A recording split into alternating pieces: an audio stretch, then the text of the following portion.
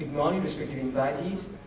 We will now commence the first technical session on Defense and Strategic Studies for the 16th International Research Conference on the theme Strategy and Warfare. We are honored to have 5 distinguished speakers joining us today. They will be sharing their profound insights and innovative ideas related to the conference theme.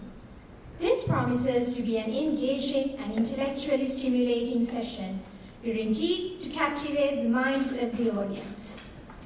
And now I would like to call upon Major Wanasinghe, PSc, to introduce the Chairperson, Major General Robin Jayasuriya, RSP, NDC, PSc, for the first technical session for Defense and Strategic Studies. Sir, over to you.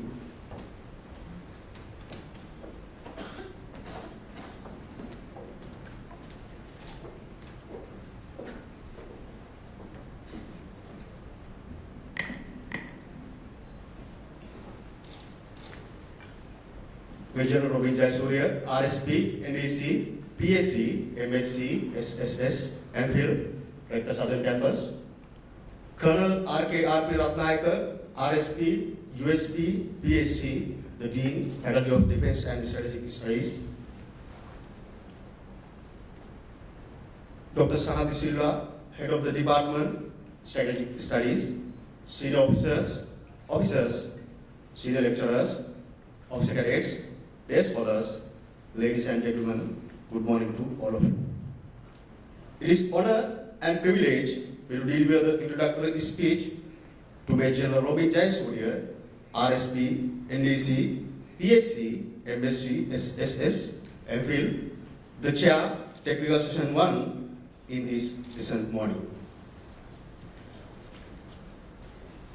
Major General Robin Jayasuriya has completed 35 years in military service in various capacities. He has served in staff, training and field appointments and is currently holding the appointment as the Rector of the Southern Campus of the General Sir John Kotelawala Defense University. In his career, he has undergone military training locally and overseas to include officers course, young officers course at the School of Infantry and Tactics in Quetta, Pakistan, mid-career course at the School of Infantry and Tactics, Sylhet, Bangladesh, and senior command in Mo, India. He graduated from the Army Command and Staff College, Batlanda. He holds master's degree in security and strategic studies from Kotelawala Defense University, and he also attended National Defense College, New Delhi, India, and holds a Master of Philosophy in Defense and Strategic Studies from Madras University. He is currently reading for his PhD. In addition, he has participated as a delegate member on numerous delegations representing the Sri Lanka Army. He is also a visiting lecturer at the Defense Services Command and Staff College, Batlanda, at the Kotelawala Defense University. He is a recipient of the Bravery Medal, Transfer Padakama, which is awarded for bravery in the face of the enemy. Major Robin Jayasuriya is married and is blessed with 2 children. Ladies and gentlemen, now I would like to invite Major Robin Jayasuriya, RSP, NDC, PSc, MSc, SSS, MPhil, the Chair of the Technical Session 1, to commence with the proceeding. Sir, over to you.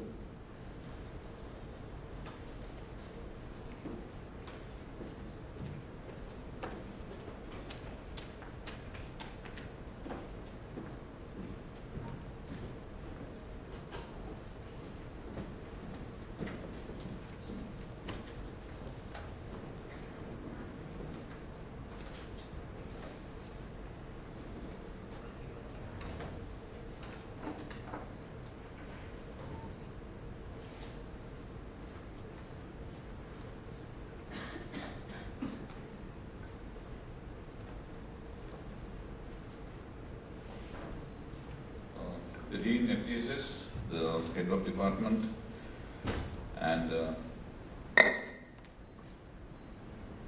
all undergraduates. So good morning everybody. Today we are just about to start the session, and if I am to say a few words, if you look at the topic, achieving resilience through digitalization, sustainability, and sectoral transformation.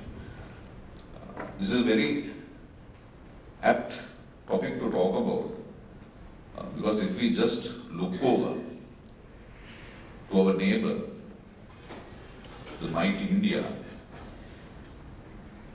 they have achieved digitalization in an unprecedented manner.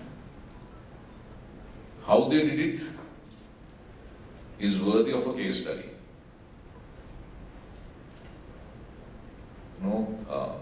Proper leadership and mainly the attitude of the population wanting to change. I'm sure all of you must have, many of you must have traveled to India. In the recent times, if you go, you'll see even the vegetable vendor, the three-wheel driver, everybody operates online. The population of Delhi is the population of Sri Lanka. So as much as India has gone to the moon, they have gone down to the grassroots level as well. So that's the best example that we can take in our immediate neighborhood when we talk about digitalization and resilience, how it has affected the day-to-day life of every citizen.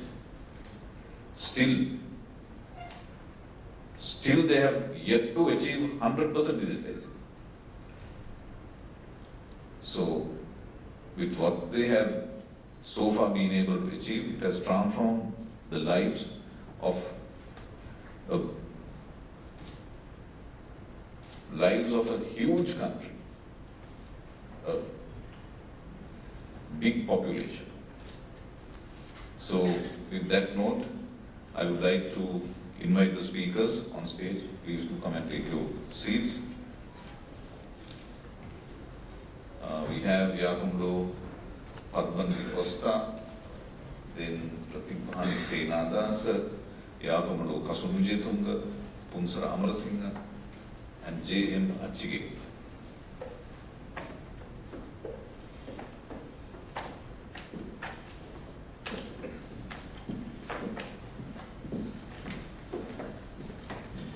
Okay, so just a few rules. Please switch off your mobile phones, all those in the audience, and to the speakers, you all already must be knowing you all have 10 minutes, and I will have to humbly interrupt you if you exceed your time limit. So please try to be within the time limit. A grace period can be given if the topic is very interesting, which I'm sure all your topics are very interesting.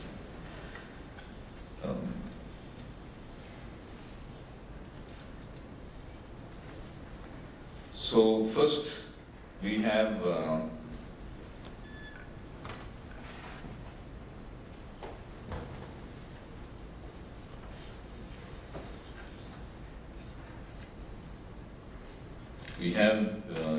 Yakumlo the Costa to talk about international security landscape of Sri Lanka since COVID-19 pandemic. And I'm sure this will be an interesting topic to see how you visualize or what your threat perception is of the security of the landscape after COVID. So over to you, Yakumlo Padman.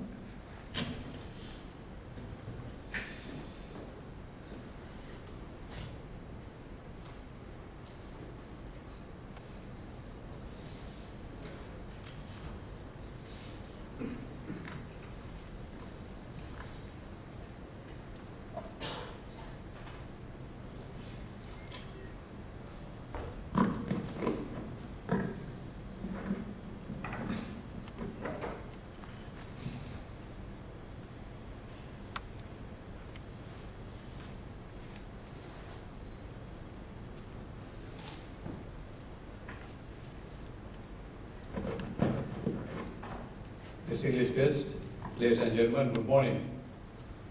In next 10 minutes or so, I will be presenting my paper on international security landscape of Sri Lanka since COVID-19 pandemic. As per United Nations Secretary General, I quote, the COVID-19 pandemic had a profound impact on peace and security across the globe, compounding geopolitical and security challenges, undermining social cohesion, and fueling unrest, conflict, violent extremism, populism, and disinformation, unquote. Most importantly, it had a major impact on economic, political, and security spheres.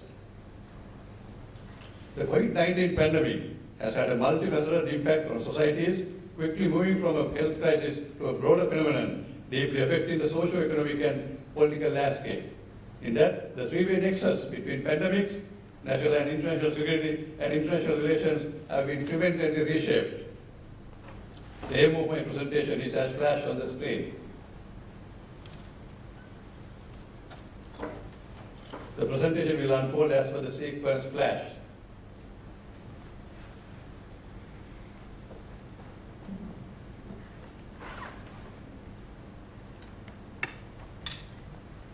Security. Ladies and gentlemen, as we know, security is a relational phenomenon. Because security is relational, understanding the international pattern of security interdependence is paramount.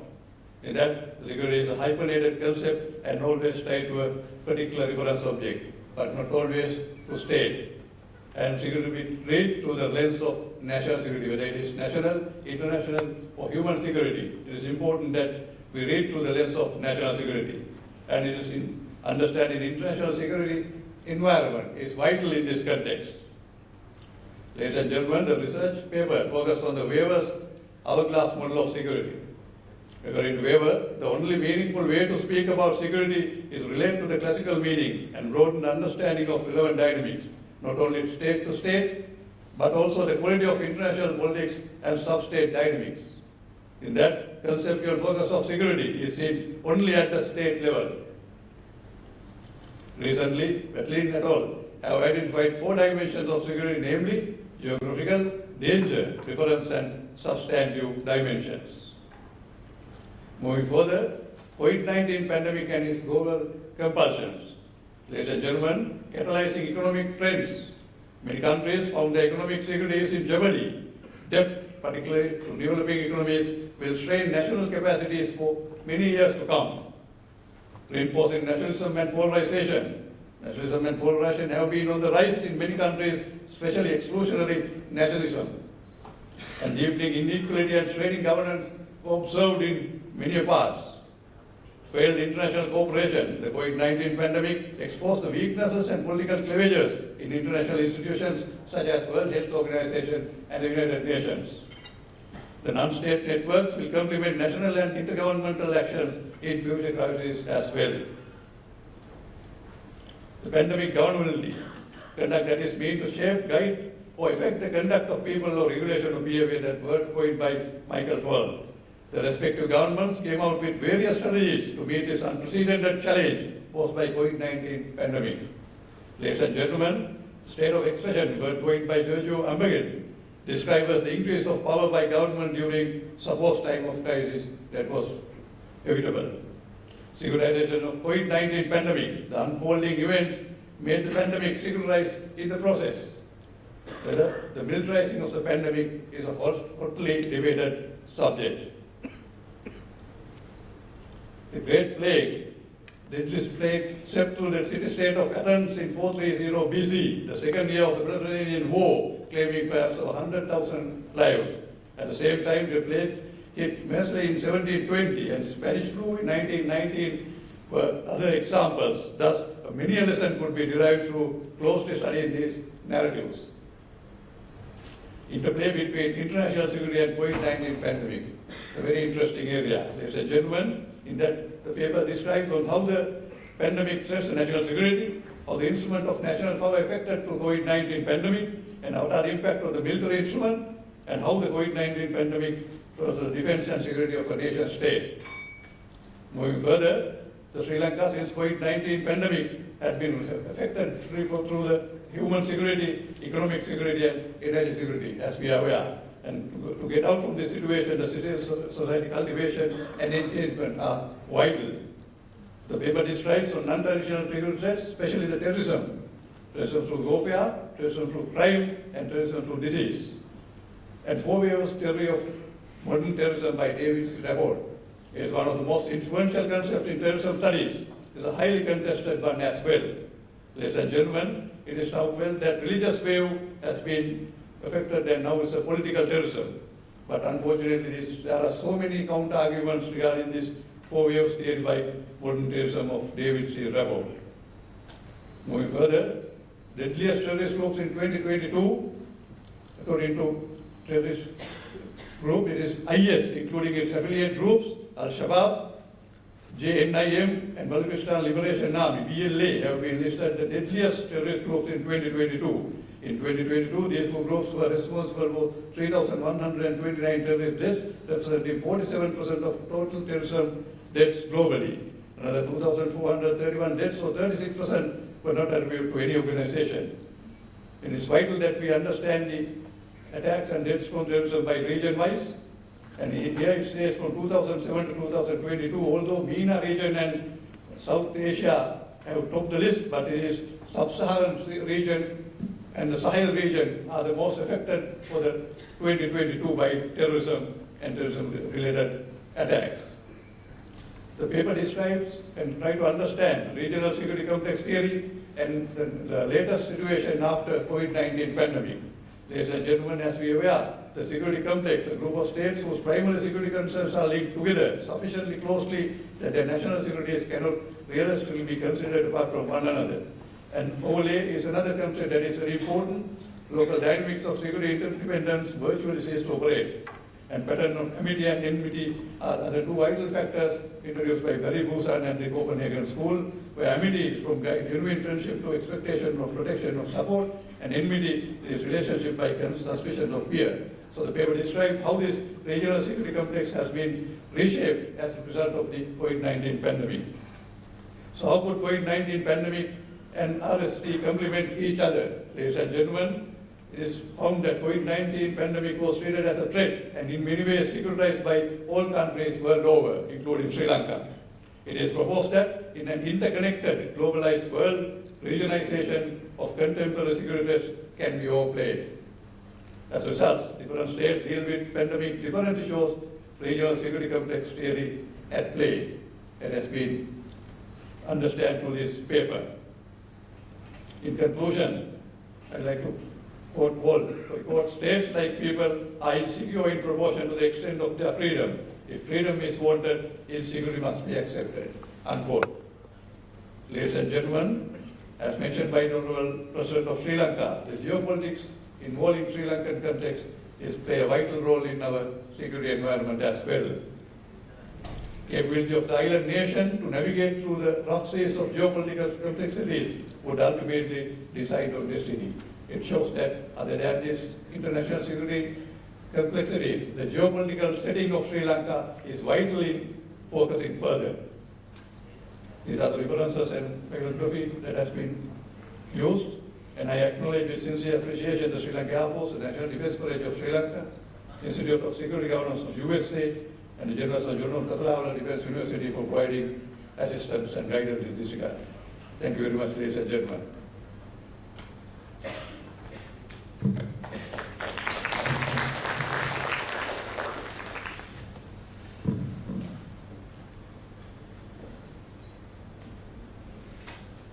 Thank you, Yaram. Actually, you have another 1 minute. Thank you for finishing on time. And we'll take the questions at the end of the session.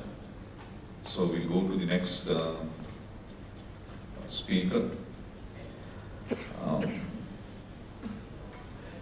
Resurgence of Islamic State of Iraq and Syria through its propaganda. Yeah, so I'm sure this is going to be also another interesting topic, and especially for me, I would like to listen to what you have to say. I'm sure you'll be talking about the social media aspects. So, over to you.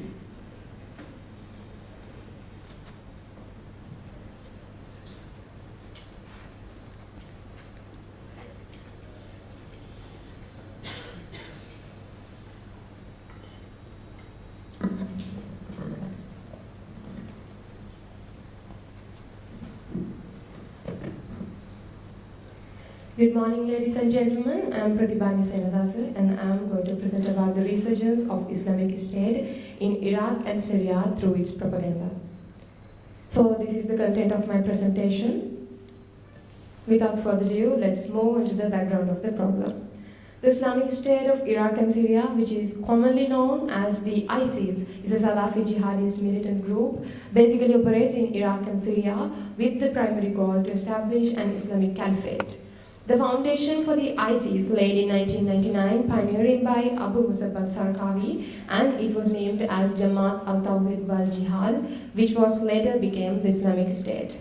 By June 2014, the group gained the global attention, declaring the establishment of caliphate, renaming the group as Islamic State by its leader. Eventually, by 2017, ISIS was declined due to the Operation Inherent Resolve launched by America and the responses of the coalition forces against it. However, since 2018, ISIS has revealed a significant resilience against the counter-terrorist actions, and its members seemingly continue to engage in operating offensives as its remnants were held in small territorial areas in Iraq and Syria, such as Abu Kamal district.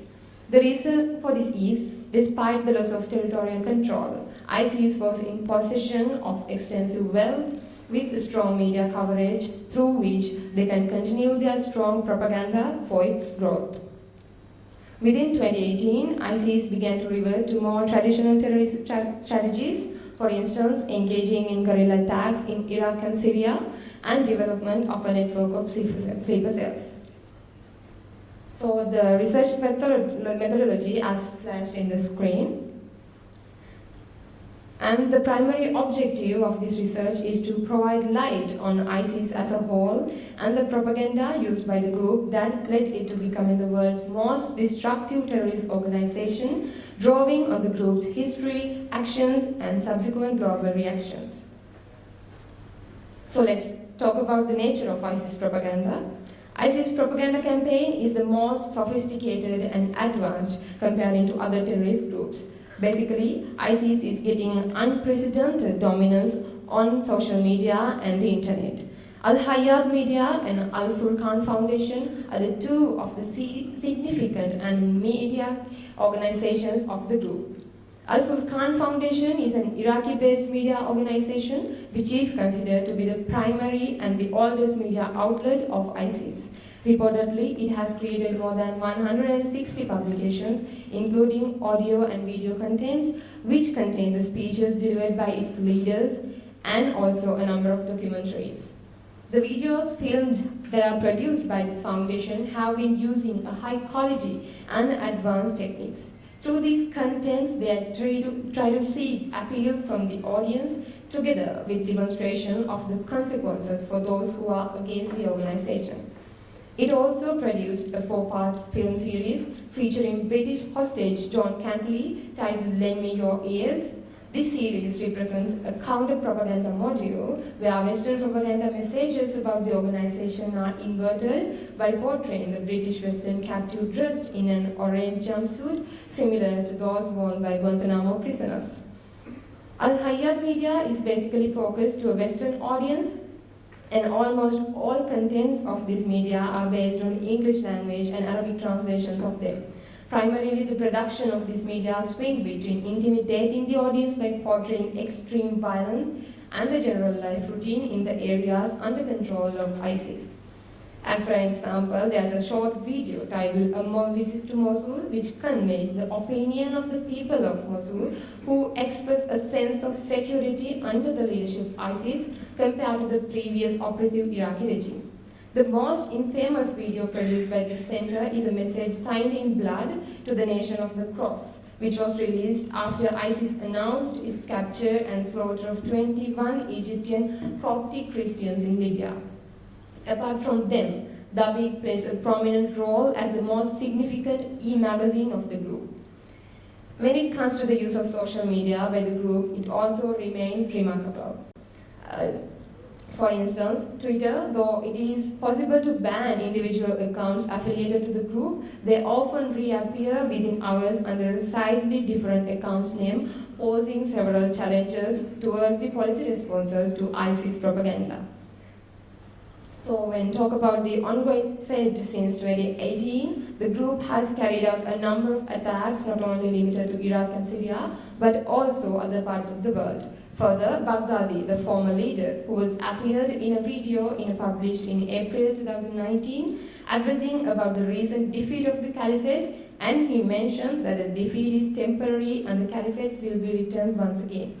For the records, from the middle of 2018 to 2019, the group have conducted nearly 250 strikes against civilians, and in 2020, ISIS was able to upsurge launching its attacks in those rural areas as a result of the drawdown of the US forces in Iraq and the outbreak of COVID-19.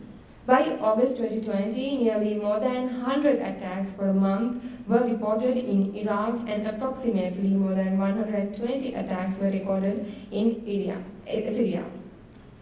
So when it comes to countering ISIS propaganda, although they have had very little success, governments and independent organizations have placed a number of efforts to fight ISIS propaganda and its threat. In fact, a key reason for the failure of counterterrorism and military strategies is its incapability to challenge the ISIS propaganda efficiently. Several of them concentrate on delegitimizing ISIS and offering an alternate perspective. To lessen the effectiveness of ISIS propaganda and its threats, counterterrorism organizations mainly need to focus on 3 initiatives. The first one is restrict the modes of communication. Without social network community policing, no social media counter-offensives will be successful. So tech companies should be pushed to suspend these users more forcefully, and citizens should be urged to report accounts associated with ISIS. Governmental organizations will be able to concentrate on harder targets, including blocking ISIS-created apps and accounts by doing this. Secondly, delegitimize the key messages of ISIS propaganda. ISIS media depicts a perfect society where recruits can discover purpose. So counter-messaging should be put a strong emphasis on telling the truth about the situation and telling the tales of those who have defected to or fled the Islamic State. The third initiative is supporting young people who are in danger and could become targets. Similar types of social seclusion are practiced by many Western recruits. Giving those people more individualized outreach is one way to provide them with an option to jihad. So for the conclusion, the resurgence of ISIS in Iraq and Syria, along with its propaganda campaigns, continues to be a challenging and dynamic issue. Despite its large territorial losses, ISIS have evolved a potent insurgency by capitalizing on local instability and utilizing guerrilla warfare techniques. By radicalizing people and inspiring attacks around the world, its propaganda mechanism, which is characterized by sophisticated media campaigns and widespread online presence, continues to pose a threat. According to the data, it is obvious that the group has not eradicated totally, and it is truly in a process of resurgence in Iraq and Syria with the support of its strong propaganda. Apparently, the internet and social media plays a prominent role in disseminating propaganda campaign of the group, which brought it to the resurgence even after the defeat. So the struggle against ISIS undergoes the ongoing need for a global collaboration and proactive measures to address the complex challenges posed by extremist ideologies and insurgent groups in 21st century. So these are the references I used for this presentation. And thank you, everyone.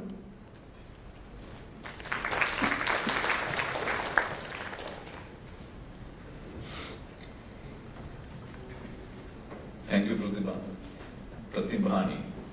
You managed to finish on time. Thank you so much. And we'll go to the next speaker, Lieutenant Colonel Achchige, and you will be talking about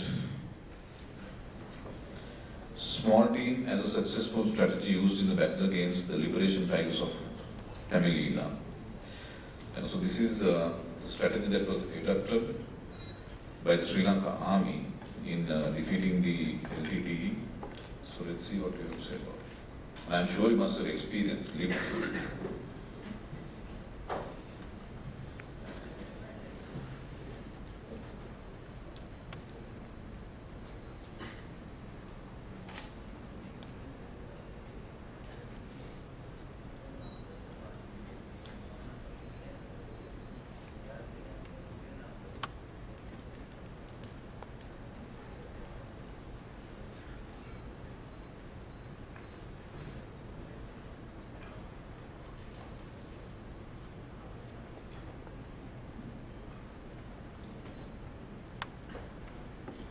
morning, sir. Good morning, ladies and gentlemen. During the next 10 minutes time, I will discuss small team as a successful strategy to win the war against the LTT.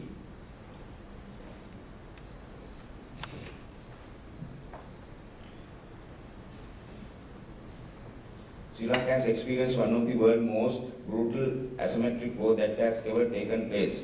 The war lasted for the 3 decades. Majority of that time, the span of Sri Lanka forces functioned as a defensive element against the enemy. The last decades of the war was marked by the enemy advancement in the both technology and human capabilities against the state forces.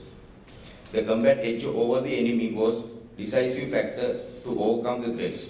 In this context, the Special Operation Forces of Sri Lanka merged as a force of effective deterrence against the LTT.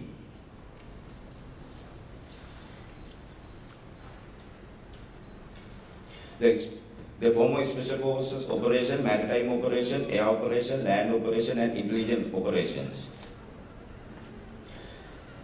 While its small team played a vital role, it's important to note that the overall victory against the LTT was mainly conducted by Special Operation Forces, which include the Commandos and Special Forces and Special Imprint Operation Team in Sri Lanka Army, Special Boat Squadron of Sri Lanka Navy and the Regimental Special Forces Sri Lanka Air Force.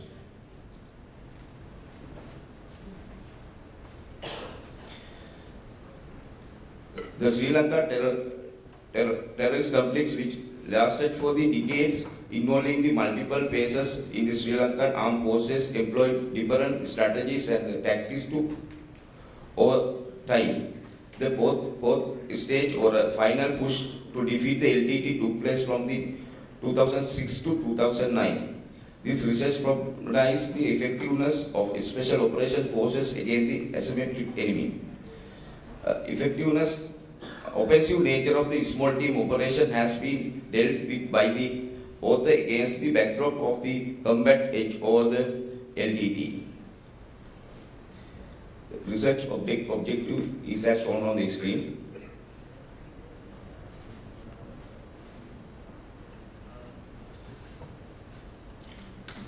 The small group operation referred to a coordination and the organized mission conducted by the small unit or a team within the larger military force. Small group operations are essential for the achieving specific objective, often complex and the dynamic environment. These operations typically involving the relatively small number of personnel, ranging from the handful of few dozens, and are characterized by the close collaboration and specialized skill and a high degree of capabilities. The key aspects of military small group operation include close cooperation of the effective communication among the team members are crucial for the success of the small group operation. Each member's skills and the experience contribute to the overall missions. The small team mission can be quickly adapted to the changing situation on the battlefield and adjust their tactics as needed. Many small group operations rely on the surprise and stealth to achieve their objective of only catching the enemy off guard.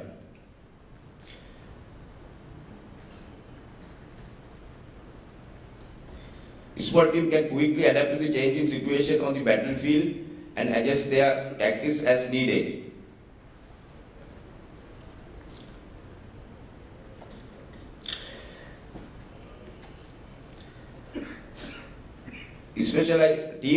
Team members are specialized, having a skill such as marksmanship, demolitions, medical expertise, communication, and the language proficiency, which are utilized to accomplish specific tasks. Small group operation often taken place in the challenging terrain or an urban environment, where the larger military unit might face difficulties. Due to their smaller size, this team may face a high risk, but their agility and the specialized training help to mitigate some of these risks. Small group operation openly aim to precision strike or a target action rather than engaging the larger scale of combat.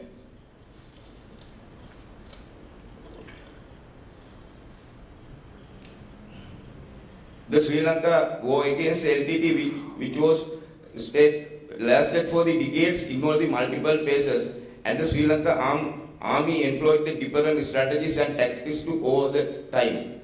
The fourth stage or a final push defeat the LTT took place from the 2006-2009. Here is the general outline of the operation framework that the Sri Lanka army employed in its effort against the LTT. Sri Lanka has engaged in a series of clearing and hold operations where the LTT controlled territories were targeted and cleared in the insurgent. Once cleared, the army aim is to establish a lasting presence or prevent any LTT from regaining the control. Gathering accurate and timely intelligence was crucial in the fighting against the LTT. The Sri Lanka invested the intelligence gathering effort to locate the LTT hideouts, supply routes and the leadership centers.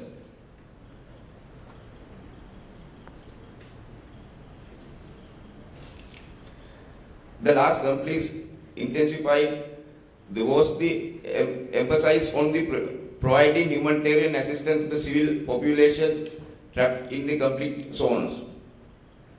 The army worked to rescue the civilians and provide them the aids, medical care and the essential supplies. The Sri Lankan government sought the international support and cooperation in its effort to counter the LTT. This includes diplomatic effort, intelligence sharing and the assistance from the other countries. Special Forces unit played a significant role in conducting precision operation against the LTT high-value targets, including leadership figures and the key installations. The Sri Lanka Army also employed a psychological operation to undermine the morale and the cohesion of the LTT fighters, as well as to encourage the surrenders among the insurgents. The elite small team infiltrated through the LTT line, they execute out the target attack and they significantly damaged them while infantry formation engaged in the LTT in close combat. The elite forces have demonstrated their capability to eliminate and the seizable number of LTT cadres and the leaderships. One of the primary missions given to the elite force was the protection of the flank of the infantry division. Infantry formation flanks were exported and expanded. They advanced by liberating territory. Elite forces small team prevent the certain collapses of the troops defenses and the LTT regaining the initiatives. These were when the enemy advance was close, army advance was slowed down or stopped by the heavy resistance, the LTT stronghold. The elite small team were brought into as the last resort to neutralize these strong locations. On 29 September 2008, the LTT raided on the Amarasinghe Air Base using their elite Black Tigers. 2 LTT aircraft bombed this base at the same time. The squadron of Special Forces was reinforced from the Vaunia with the tasking to prevent the further exploitation of the terrorist attack. The Special Forces team maneuvered into the area and successfully accomplished the mission, killing the remaining terrorists and regained the control. Elite forces small team building the infantry column to certain move up to the pre-designated forward locations. The Special Operations Forces played a significant role where the operation reached a crucial decisive point. The largest ever rescue operation which took place in the Pudumakalan was led by the commandos and special forces who breached the enemy defenses from the two different angles and created two entry points. Though long-range patrolling stunning the tactical component, it is the most terrible operation pattern used in special operation forces. This small team combine individual with the variety of skills and performing demanding tasks. They have the skills and the drive to carry out independent small group deep operations up to 20 days or longer without resupply. With that, gentlemen, I come to the conclusion. Given the present situation in the Sri Lanka, can be argued that the future of small team operation in the Sri Lanka in danger.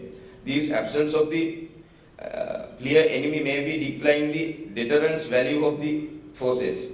How to sustain the will and skills of the resolve will be the challenge, and how to fit into the operation other than who will be the another challenge. In this regards, disaster response management, elite protection, and protection of the strategic important places will be the key areas that need the special skill to perform. Therefore, special operation forces will be the ideal group to be adapt to this new situation. Thank you very much.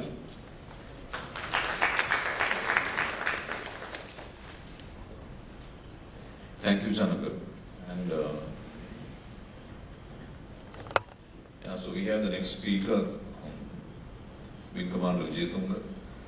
I think the presentation that we just heard, small group operations, and then the presentation that we are going to hear about drone-enabled security, advancing an operational framework for Sri Lanka. I think small group operations and drone-enabled will be the future warfare. Actually, intelligence-driven ops, small teams. And I beg to differ with you. You said, small team operations will be on the decline. But I think numerically inferior forces to fight a large army, because we can't match with numbers, we can match only with small group operations, guerrilla type tactics. For example, if there's an invading force in Sri Lanka, how are we going to manage? What is our defense strategy going to be? So, small group operations, guerrilla warfare, unconventional warfare, asymmetric warfare will be the option or the defensive strategy that we have. So with that, let's listen to Wing Commander Wijetunge, drone-enabled security.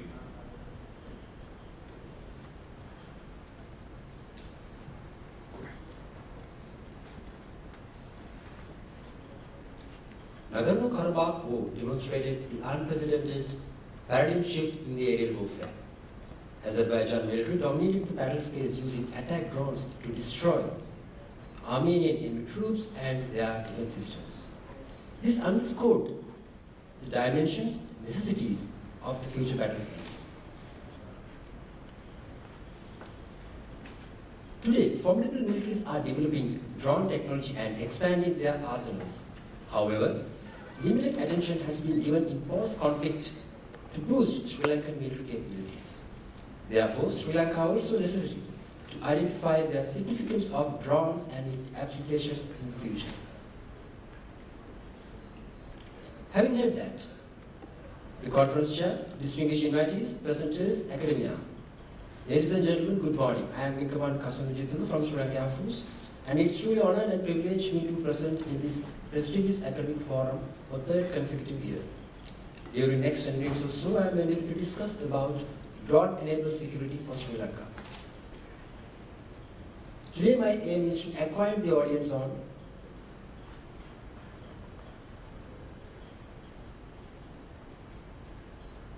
In order to achieve my aim, I shall unfold the proceedings according to the content shown on the screen. Widespread Today, we are seeing widespread adoption of drones by state and non-state actors. However, in Sri Lankan context, limited collaboration and no unified operational mechanism to advance it further. Besides, it is necessary to be in par with evolving warfare dynamics to avoid future predicaments. Therefore, it is imperative to explore effective drone application in the security landscape of the country. Thus, it is necessary to bridge the gap between the operational requirements and effective use of drones while identifying their roles and associations. Now let us see how the research methodology is being incorporated in this study. This illustration would further elaborate the research design. The study developed from positivist philosophy while conformed to deductive research approach. This case study conducted as a mixed method research. Primary data were collected through interviews and questionnaire, which were analyzed using SPSS and thematic analysis as the data analysis tool. The schematically derived conceptual framework has reflected the prospects of the research. Literature review permitted to discover operational framework and integrated approach as the independent variables, while employment of drone in security landscape as the dependent variable. Operational framework is the cognitive tool that helps to visualize application of combat power in terms of time, space, and purpose with available resources. Integrated approach is joint and intelligence integration to work under unified operational environment and to achieve unified operational objectives. Further, two hypotheses were derived as H1, a significant relationship exists between operational framework and employment of drones in security. H2, a significant relationship exists between integrated approach and employment of drones in security. The theoretical population identified as 170, although 118 individuals were selected through simple random sampling using the Morgan table. Further, this sample was stratified in 5 stratas according to diversification of their professions and expertise.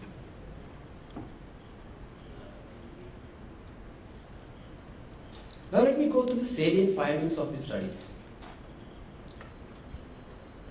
All the independent variables exhibited a positive correlation with the dependent variable.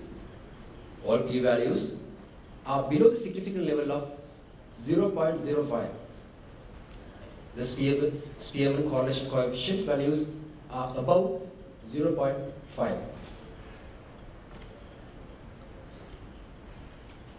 Spearman correlation was considered since the study examined the association between ordinal variables. As depicted in the preceding slide, strong statistical association found between the independent variables of operational framework and integrated approach along with the dependent variable of employment of drones in security landscape. Precision. All precision values were below the significant level of 0.05. Using the correlation analysis, the two hypotheses were tested. Correlation coefficient of two variables 0.588 and 0.525 with all significant value below 0.05 signified that statistical evidence are sufficient to prove alternate hypotheses are true while rejecting null hypothesis. Ladies and gentlemen, operational framework necessary to consider time, space, purpose along with the available resource. Further, operational themes were identified as warfighting, security, peace supporting, and defense engagements. Thus, future expansions of drone engagements must be able to operate in all 4 operational themes. Based on the preceding facts, researchers have developed operational framework based on purpose, time, space, and resources. Operational themes were identified as warfighting, security, peace support, and defense engagements. Also, these can be fallen into the category of purpose. Time, again, divided into 3 tiers of wartime, crisis situation, and peacetime. Space, divided into 2 domains of land and maritime. Resources are categorized according to the types of drones we can be utilized. Other key findings were Sri Lanka Armed Forces and other agencies must work collectively to achieve unified objectives through the engagement of drone operations. Establishing an integrated drone research and development program is necessary for future advancement in drone industry of Sri Lanka. Further drone operations in land and maritime domains are to be conducted under the Operations Command of Sri Lanka Air Force, since the airspace management and identification capability is only possessed with the Sri Lanka Air Force.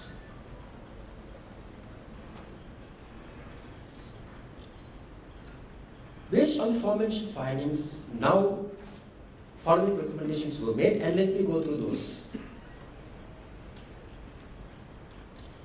Establishing an integrated operational environment through integrating Sri Lanka Army, Navy, Air Force and other civil stakeholders to cater requirements concerning all operational themes. Establishing a centralized command that is being led by the Sri Lanka Air Force is essential on drone operations of the country. To adapt operational framework, which we have elaborated in preceding slides, for military drone operations based on 4 operational themes: warfighting, peace support, defense engagement, and security, empowered with the time, space, purpose, and resources. Incorporate the operational framework that we have been introduced into the defense doctrines as a doctrinal precept. Establishing a joint drone research and development mechanism is essential to develop an indigenous combat drone for future applications.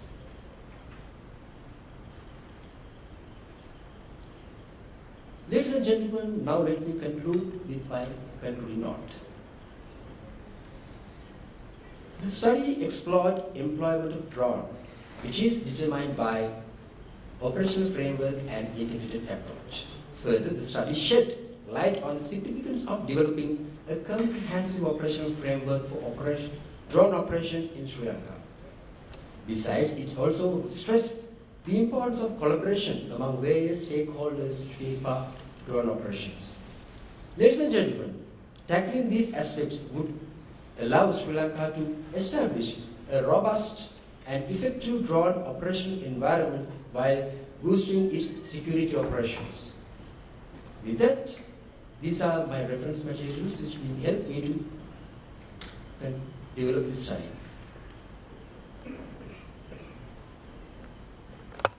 With that, thank you very much, ladies and gentlemen, for your patience listening.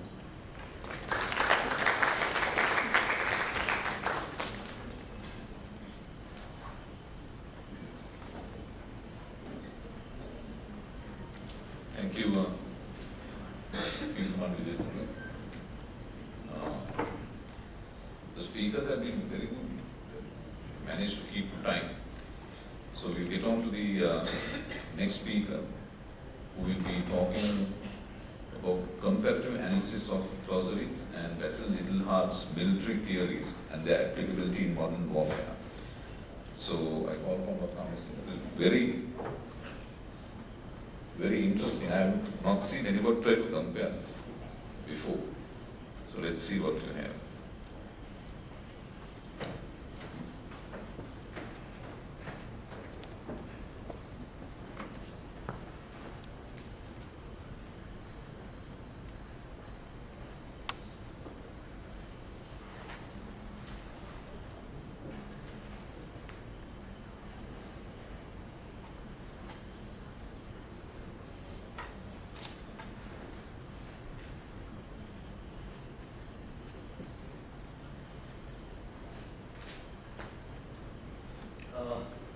Honorable Chair, ladies and gentlemen, good morning.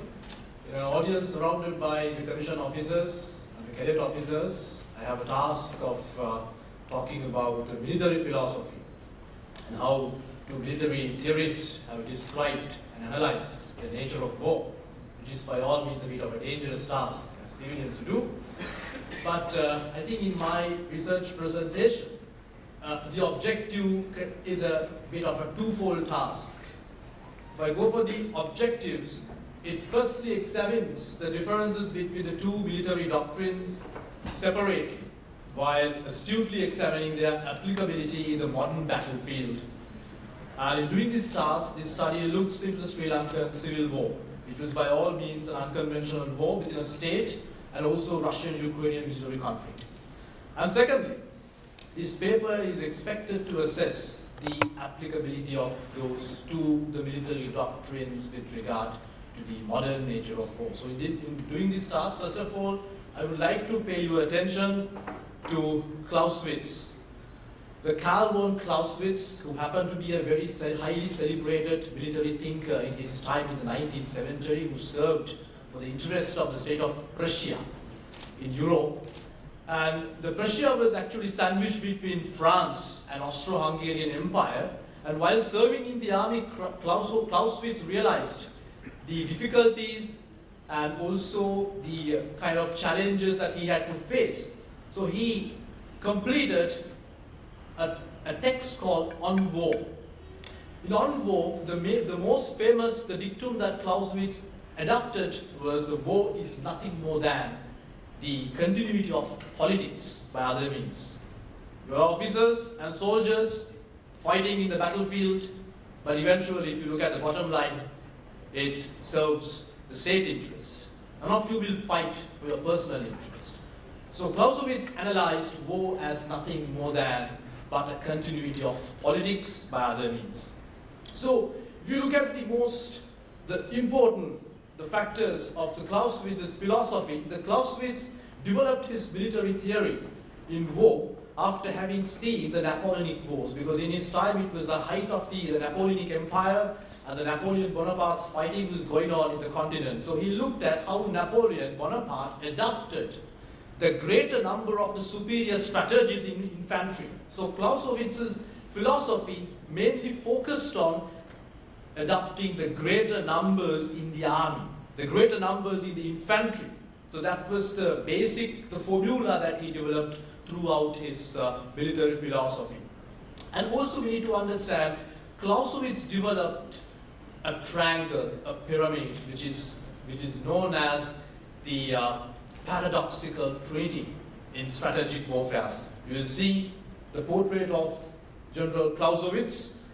And if you look at the paradoxical trinity, this encapsulates the entire basis of his military philosophy.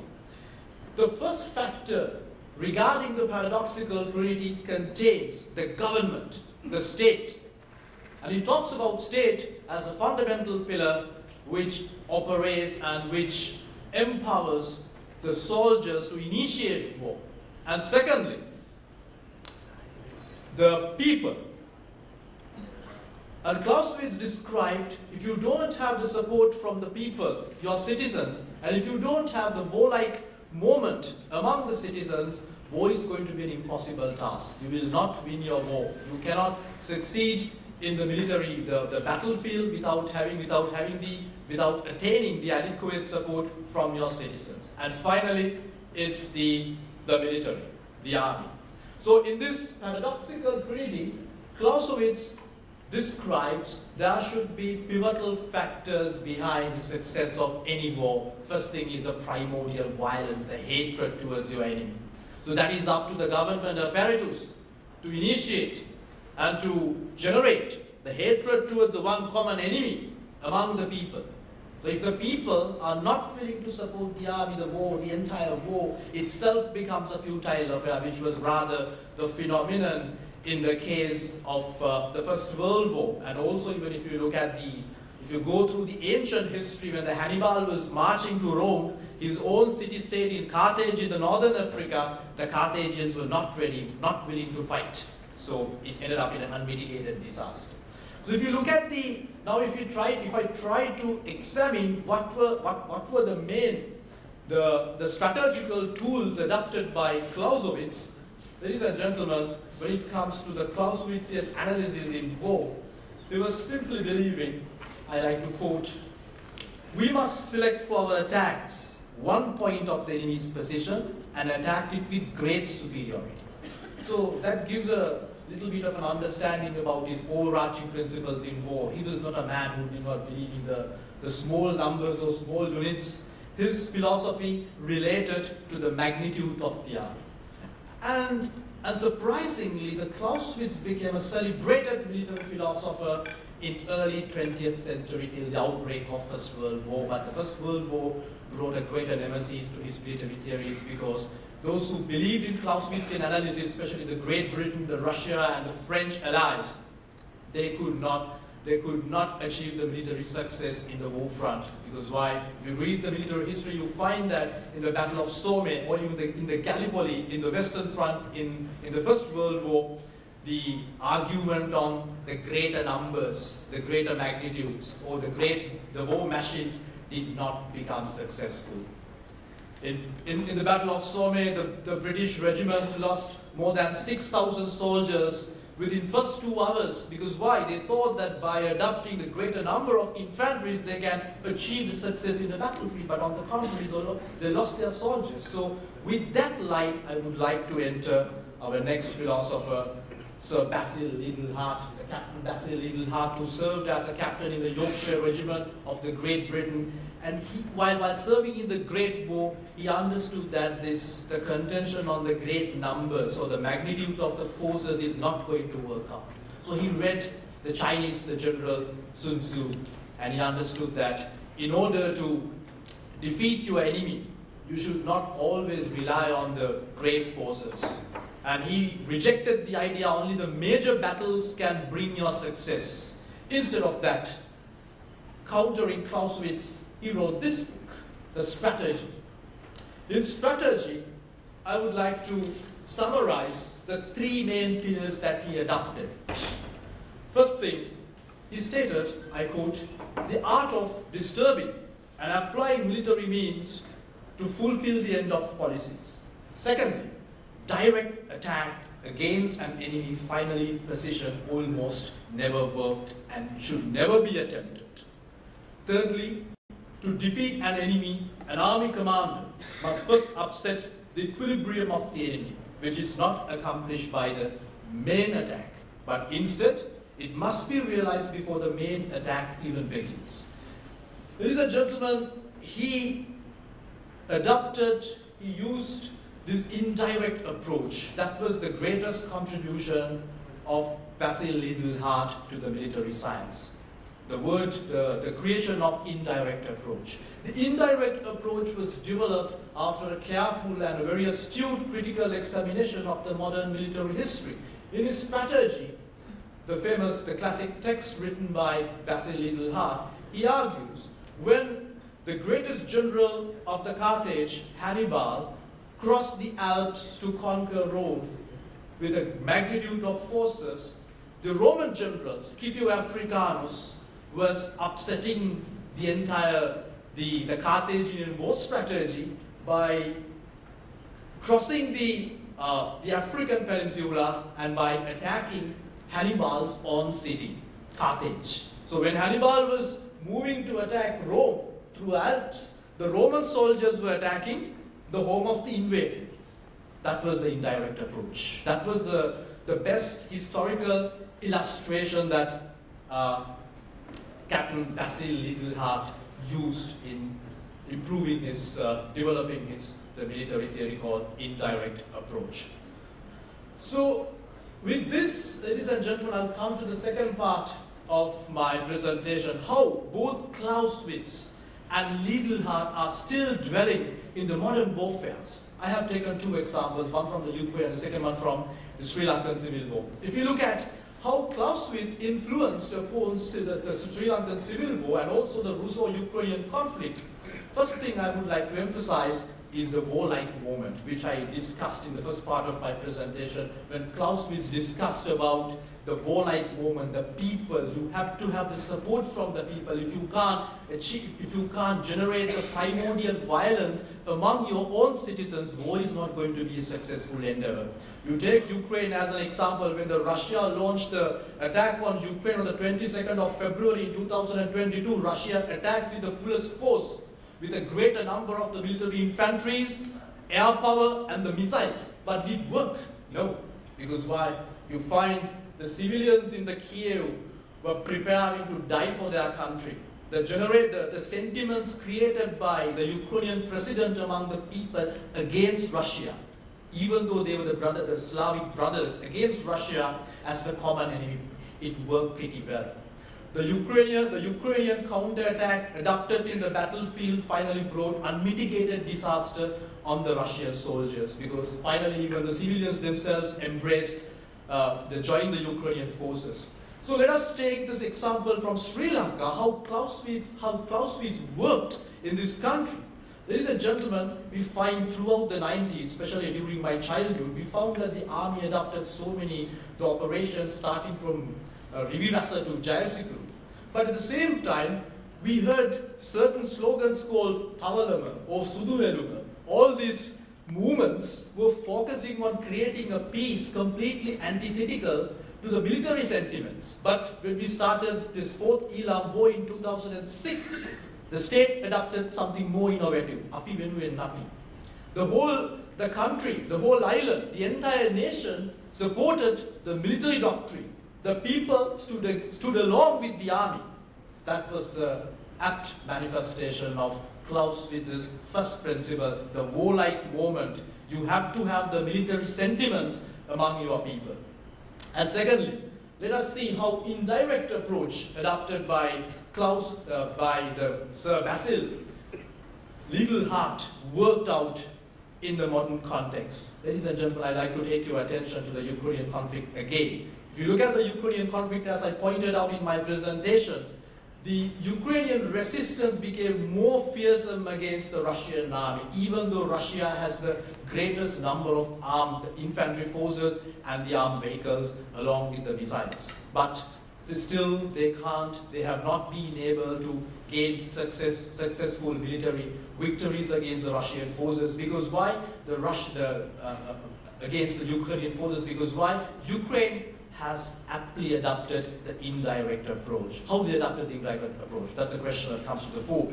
They adopted the indirect approach by not attacking the Russians in the ground level. What they did was they just divided into smaller number of groups, and they were attacking the top-class Russian generals. And also, they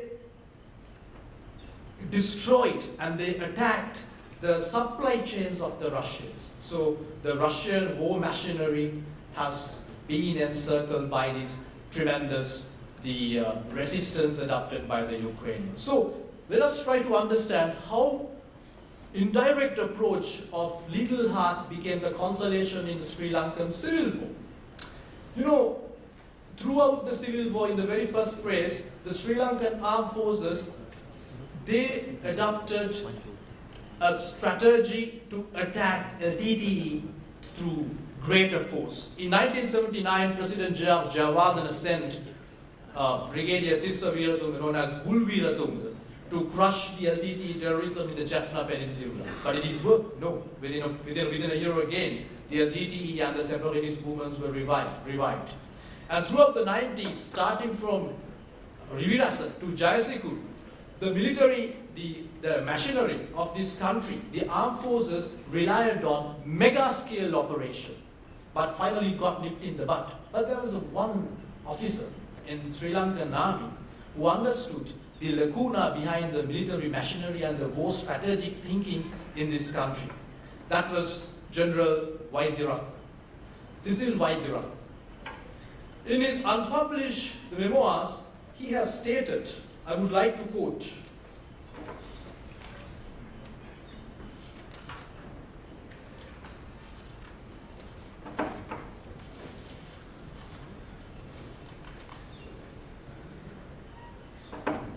"We have fought against an enemy with the fullest force without understanding where our weaknesses lie.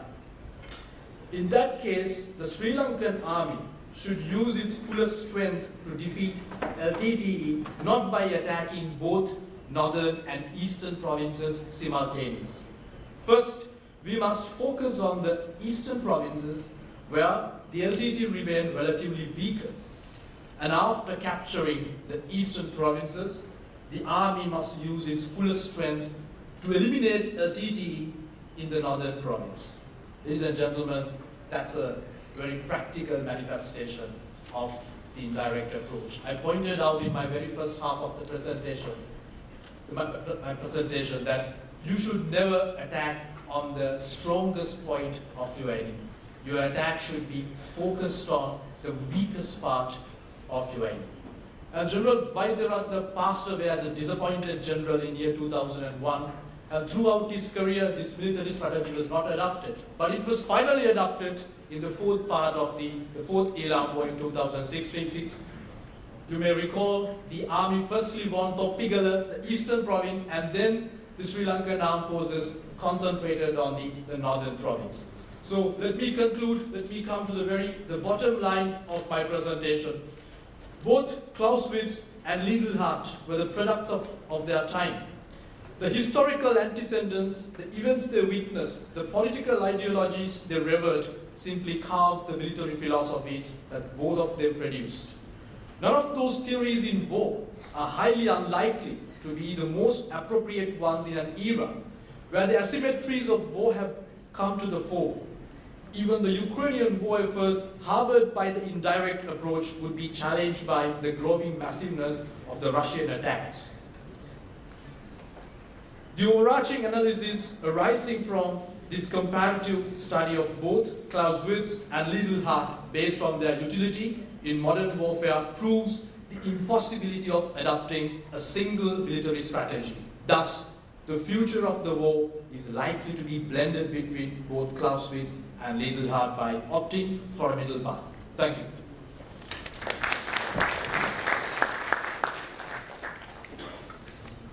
Thank you, Dr. Amarasinghe. Even though you shot a little bit over time, it was interesting to see your analysis of or the comparison of the two. So with this, we have come to the end of the speaker session, and now we'll go in for the question and answer session. So we can start with any questions from the audience.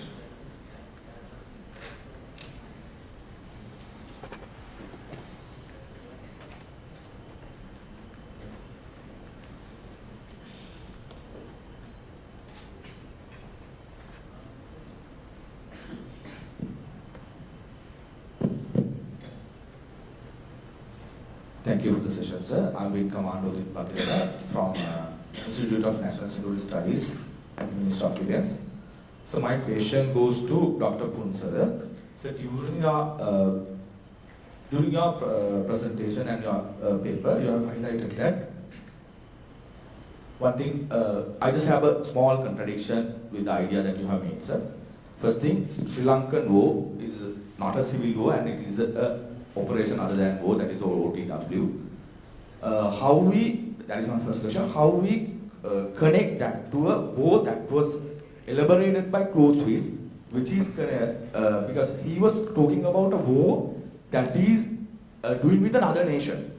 But here we have done a war with the terrorists, with our terrorists and against the terrorists.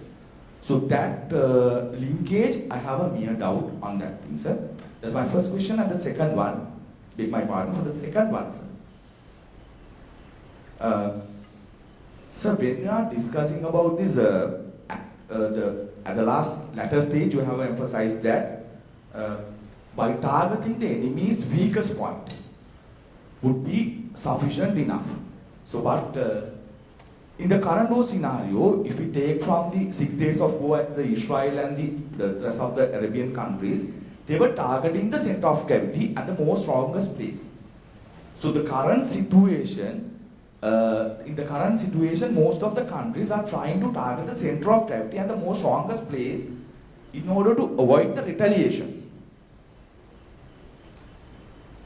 If that particular enemy or the other country retaliate through their strongest weapon or the strongest entity, then targeting the smaller what you have said, the support groups could be a problem for the first reactor.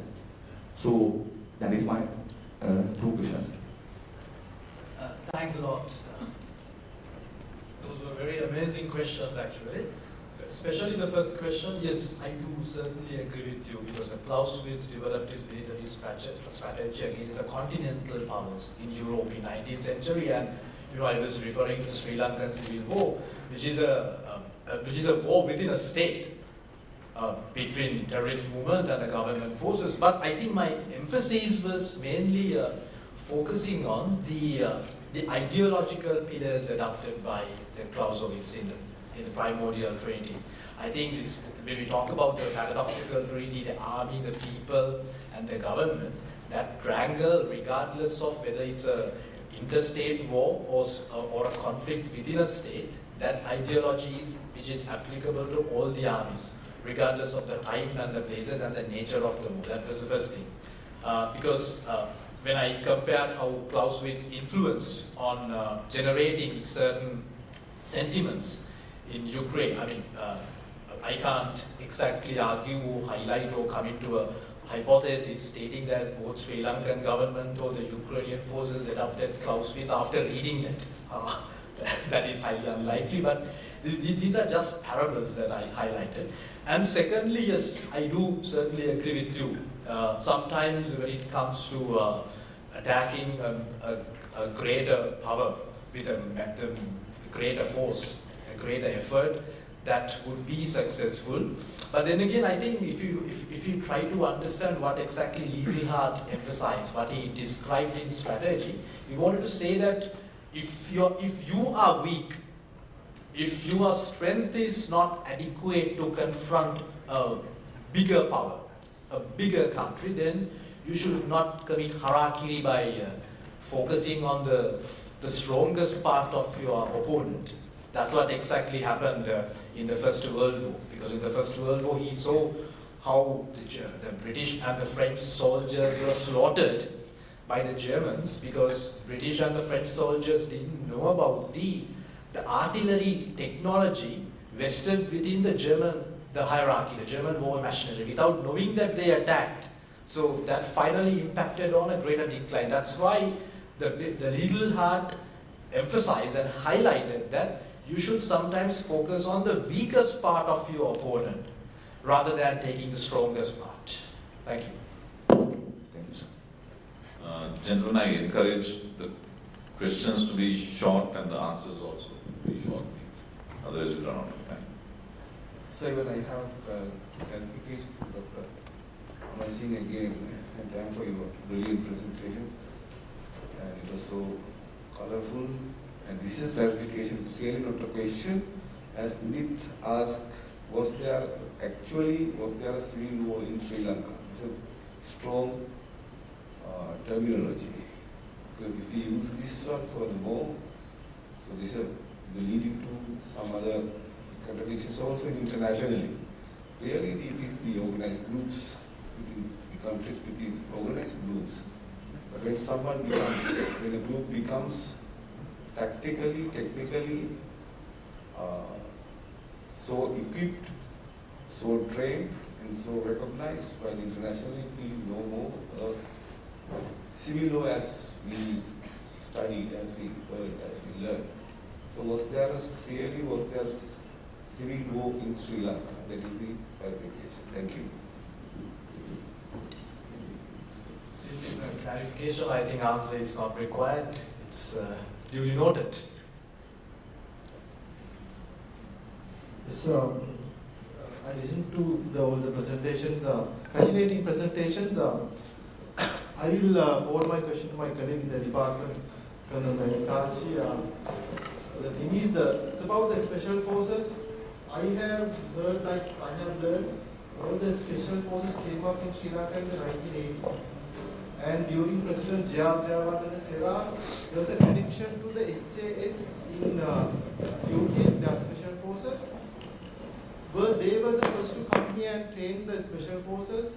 Certainly, they had a connection to the STA, and not the original SAS forces, but the ex-SAS forces called Kini Mini Service.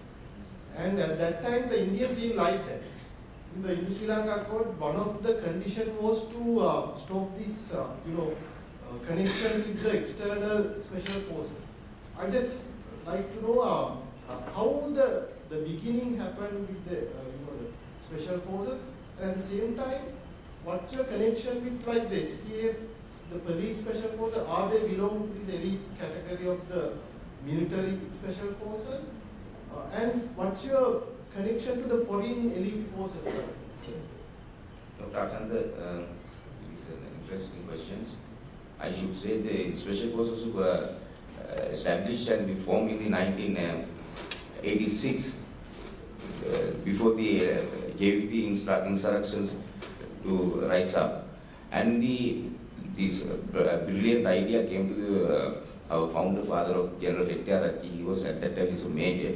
He was discussing with the commander of the army, then he came to the conclusion to form the elite forces, like not the special forces.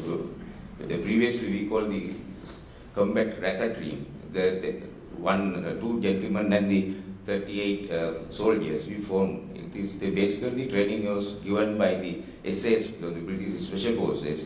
Then also our senior officers, they went for the training in the British, especially the General Colonel Wijetunge, and then only we established the Special Forces, then renamed in 1986 the Special Forces. The next question was the relationship between the STF. STF is it is not coming under Special Operation Forces. It is specialized force within the police.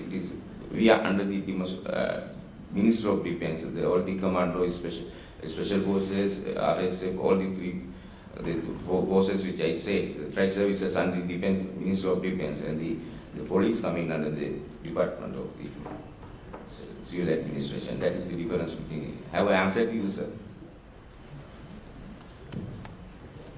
The thing is, the STF also wears, something like a military uniform. Yeah, they used to wear the combat, which is it is originated from the British. That is British Special Forces. Yes. They used to wear the same combat, but we have a separate identity. Good morning, sir. I am Major Wanasinghe, and again I have the question to Dr. Wanasinghe. And I would say that I would very much like how you have done the presentation, but I have a counter argument with your fact. So what you have briefed as the Clausewitz approach, we learned that as the minority approach. What if I argue he has not discussed his thing considering the strength, in the sense the number of people, but that is attacking the enemy's weak with our greater strength. That is not our total strength, but we find a loophole of the enemy and if we attack him.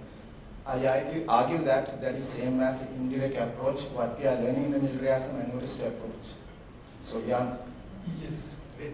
Clausewitz acts, if he has not intended that that is a total strength, but using whatever he has to attack the enemy's seek. Yeah, very interesting observation. Actually, I think I forgot to mention it in my presentation.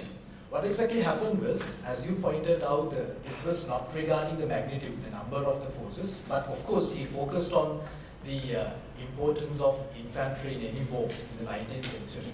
But moreover, he focused on using the artillery as well, the war machinery.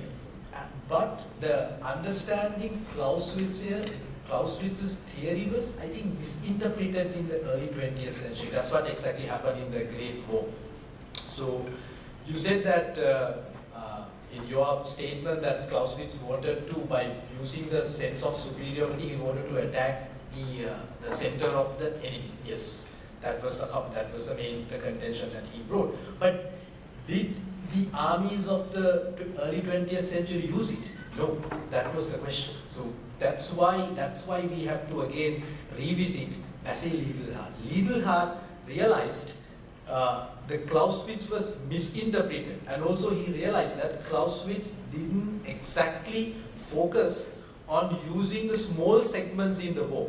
That's why he came up with the different approach called indirect approach through his classic text called the strategy. And I think more or less it became phenomenal after the First World War, because in the Second World War, the German elite forces, instead of using Clausewitz, they adopted the strategy of indirect approach by Basil Hart.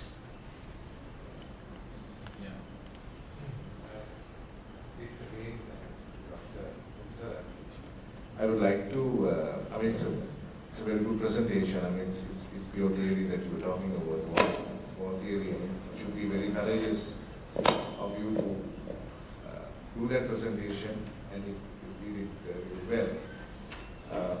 You know, I mean, if you take Clausewitz, Sun Tzu, Liddle, Hart, and Schilling, their contribution to strategy, war strategy, has clearly demarcated, you know, points.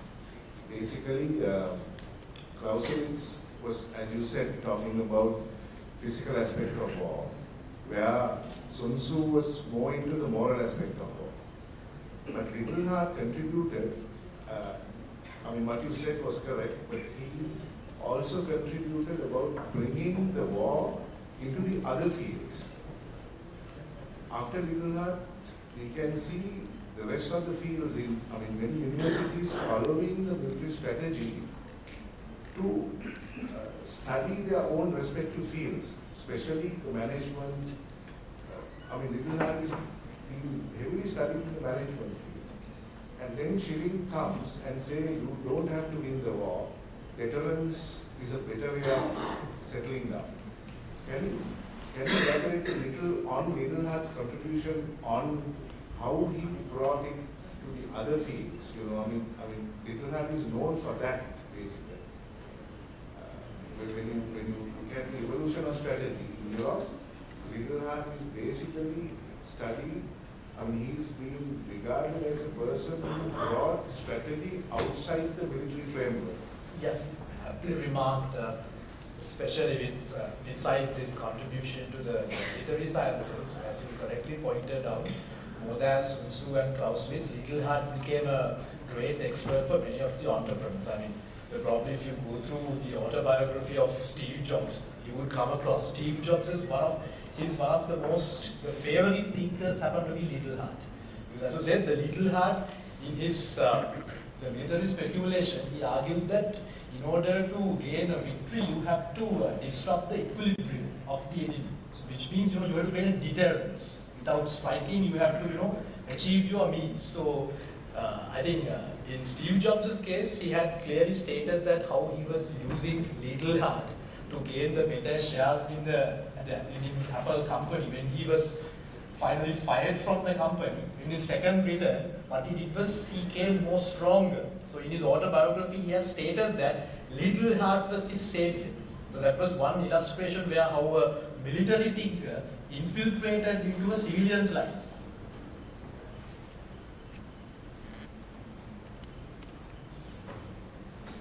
I think we can go for 2 more questions and then, yeah.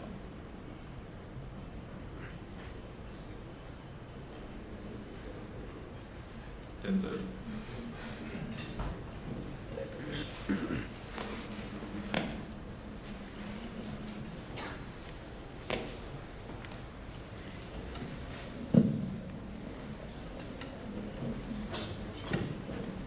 So good morning, sir. I'm a second year undergraduate of the Faculty of Defense and Strategic Studies. My question goes to Wijetunge, sir, about drones. I would like to know your opinion about the dangers of inculcating drones in our military. So as to beat AI, it can give an order to destroy a member of the LTT, but it can go beyond that. It can destroy the combatant and the people who have come in contact with that combatant, be it civil, his parents, his wife or children, and so on and so on. And my next question goes to MADCK, sir.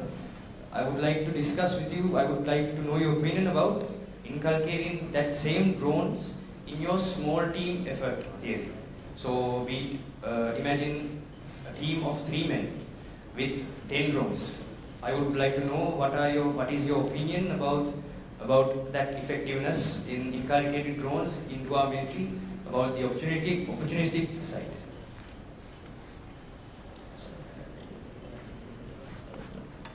The answer to your questions, I recall my mind in the past,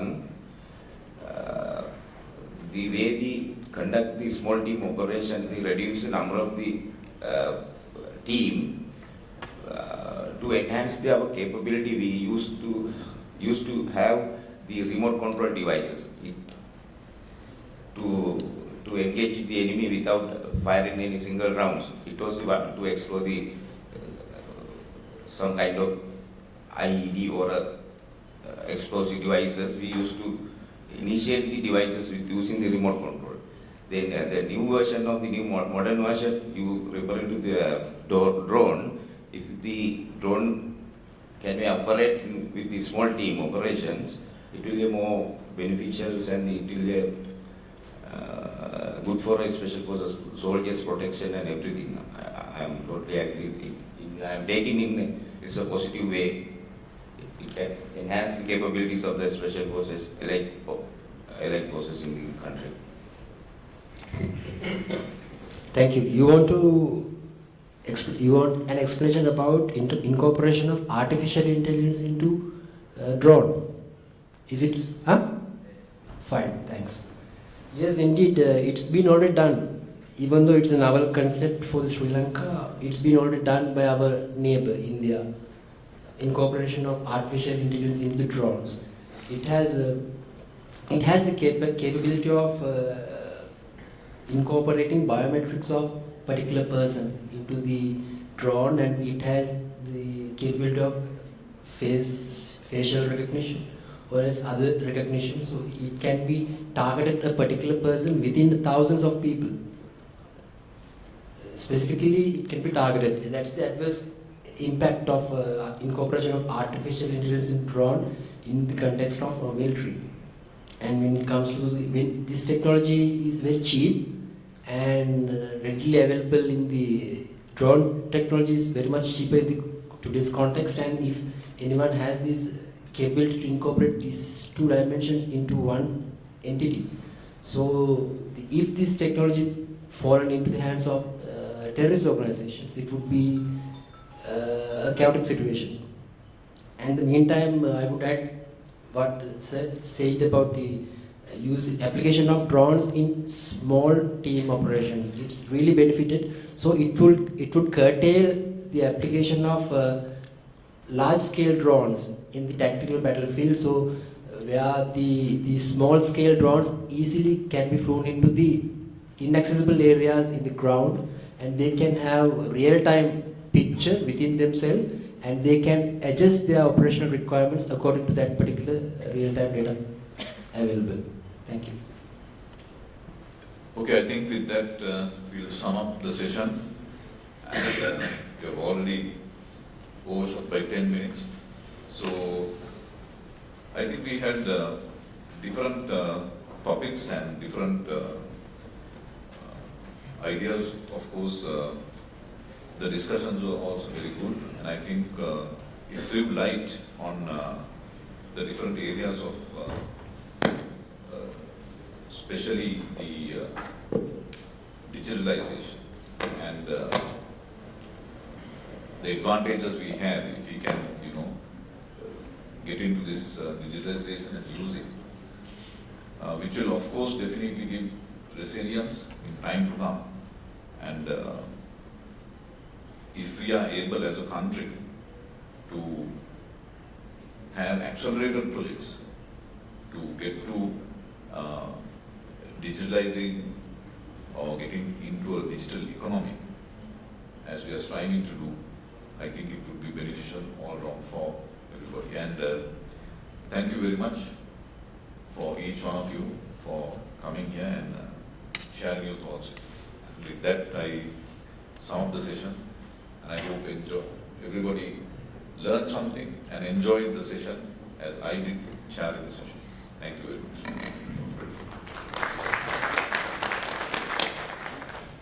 Thank you, sir. The discussion was incredibly engaging and productive. I'm confident that as we exit this auditorium, we will carry with us a plethora of thought-provoking ideas. I would like to once again thank the Chairperson, Major General Robin Jayasuriya, for gracing the 16th International Research Conference with his presence among his busy schedule. I would also like to thank the presenters of the first technical session for Defense and Strategic Studies for sharing their thoughts on the theme, strategy and warfare. Now, let me cordially invite the Chairperson, Major General Robin Jayasuriya, for the distribution of certificates for the presenters.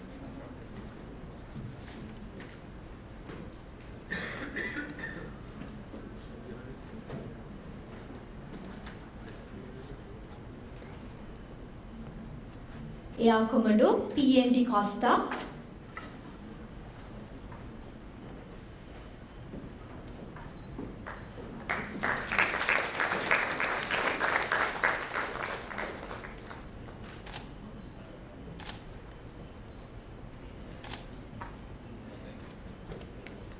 Miss P. Senadasa, Miss O. Silva, and Miss S. Jayaratne.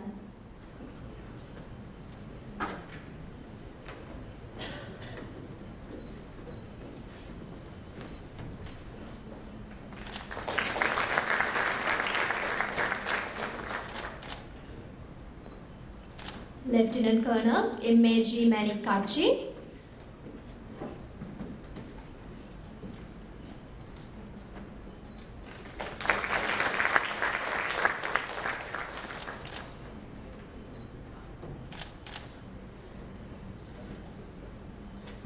Wing Commander MADCK Wijetunge and Wing Commander HWN Wanasinghe.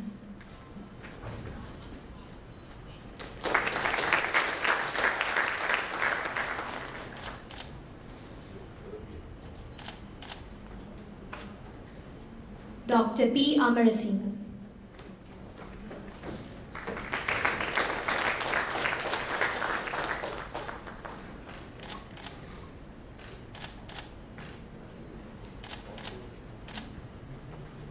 Thank you, sir. Please remain on stage. And now I would like to call upon Colonel Pradeep Ratnayaka, the Dean, Faculty of Defense and Strategic Studies, accompanied by Dr. Sanagdi Silva, to present the document of appreciation to Major General Robin Jayasuriya, the Chairperson of Technical Session 1.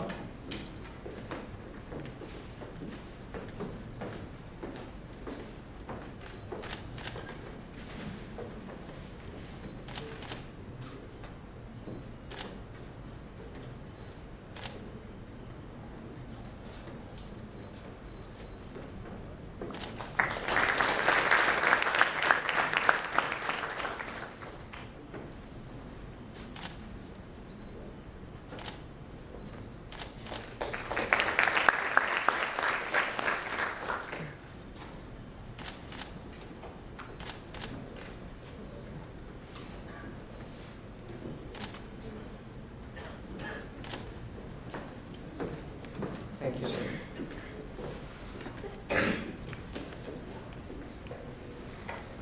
Ladies and gentlemen, with that, we conclude the first technical session for Defense and Strategic Studies for the 16th International Research Conference.